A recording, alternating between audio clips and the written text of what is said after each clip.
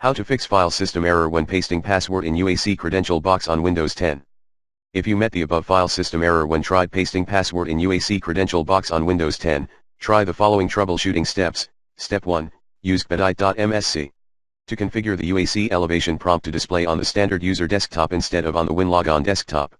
Hint, go to this path, Computer Configuration Windows Settings Security Options.